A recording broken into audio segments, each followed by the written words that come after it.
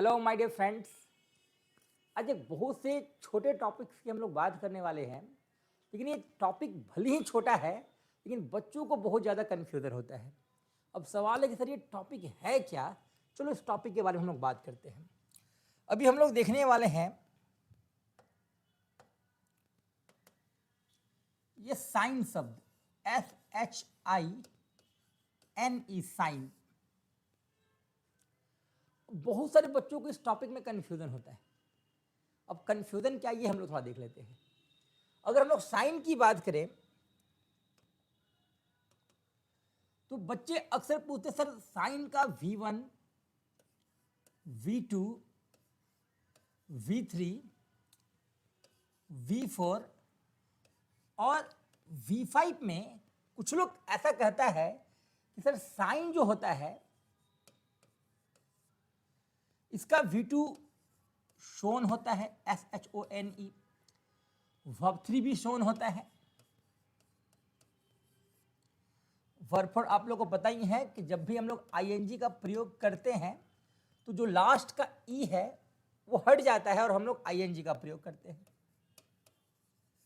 And then verb 5 जो है वो साइंस हो जाएगा। जहां तक साइन की बात है तो साइन का मतलब चमकना भी होता है और चमकाना भी होता है।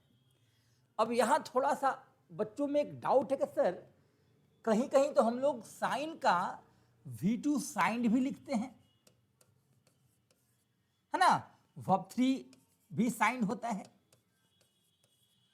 वर्ब 4 वर्ब 5 में ज्यादा कोई दिक्कत नहीं है, जो है वही रहेगा। तो अब बच्चे मुझसे ये पूछते सर क्या साइन का V2 शोन होता है या साइंड होता है। यहीं पर बच्चों के दिमाग में कंफ्यूजन आता है कि सर जो साइन है चमकना या चमकाना, क्या उसका V2 शोन होता है या साइंड होता है। आपको जान के आश्चर्य होगा कि हम लोग साइन का V2 शोन भी इस्तेमाल कर सकते हैं और साइंड भी इस्तेमाल कर सकते हैं, बट इसके इस्तेमाल में थोड़ा सा आपको ध्यान देना होगा। ध्यान क्या देना होगा, निश्चित तौर पे ये जो V2 है इसको हम लोग पास्ट फॉर्म बोलते हैं, यानी ये पास्ट पार्टिसिपल है, यानी पास्ट में इस्तेमाल होगा, यानी था के वाक्यों में इस्तेमाल होगा। ठीक है, यानी कि हम लोग शोन और साइंड का इस्तेमाल कहां करेंगे, पास्ट टेंस में। लेकिन ध्यान क्या देना है, अगर मैं एक सेंटेंस लिखता हूं कि आई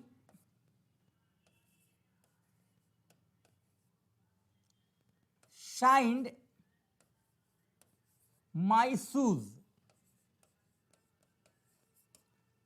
आई साइंड माई शूज, मैंने अपने जूते को चमकाया। ठीक है, यह सेंटेंस पास्ट का है। लेकिन अगर मैं सेंटेंस लिखूं द लाइट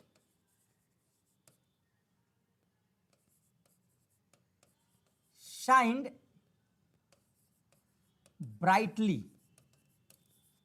काफी चमचमाता हुआ, तो द लाइट साइंड ब्राइटली। आपको एक चीज ध्यान देना है, यहां का जो साइंड है ये सही है, नीचे वाला साइंड जो है इसको ग्रामर के जो स्कॉलर्स है वो गलत मानते हैं। ध्यान कहां देना आपको, तो आपको समझना क्या है, अगर ये साइन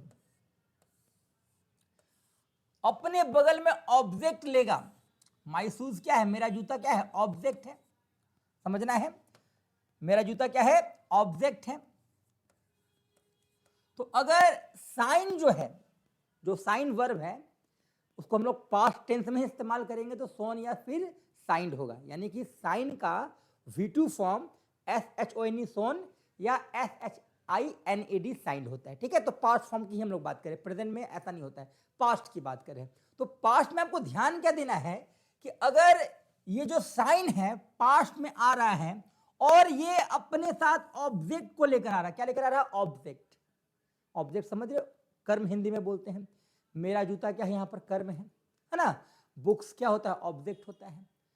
तो अभी समझना क्या है आपको कि अगर ये साइन, ये वर्ब जो है अपने बगल में ऑब्जेक्ट लेगा तब तो SHINED ही सही है, साइन का V2 साइंड ही सही है। लेकिन माय डियर फ्रेंड्स, अगर ये वर्ब अपने बगल में ऑब्जेक्ट को ना ले किसी अन्य प्रेडिकेट्स को ले ले, प्लेस को ले ले, मीडियम को ले ले, या ऑब्जेक्ट ना ले, मतलब समझना यही कि ऑब्जेक्ट ना ले। ट्रांजिटिव इंट्रांजिटिव वर्ब वाला ही कंडीशन यहां पर है। तो अगर साइन का इस्तेमाल एक ऐसे सेंटेंस में हो जहां ऑब्जेक्ट ना हो, ऑब्जेक्ट ना हो, तो वहां पर साइन एरर हो जाता है। फिर आपको वहां पर शोन का इस्तेमाल करना होता है, SHONE, शोन, तब जाके ये सेंटेंस सही होगा। बस यही छोटी सी चीजों पे आपको ध्यान देना है।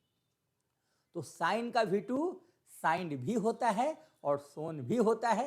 अब आप मुझे ये बता दो कि अगर किसी वाक्य में ऑब्जेक्ट है, अगर किसी वाक्य में ऑब्जेक्ट है, तो साइन का V2 हमको क्या यूज करना है? क्या शोन इस्तेमाल करना है या साइंड इस्तेमाल करना है? निश्चित तौर पे हम लोग को वहां साइंड इस्तेमाल करना है। लेकिन अगर किसी वाक्य में ऑब्जेक्ट नहीं है, ऑब्जेक्ट नहीं है, तब साइन का V2 क्या हो जाएगा? शोन हो जाएगा। बस यही छोटी सा चीज है, आपको बस ध्यान देना है।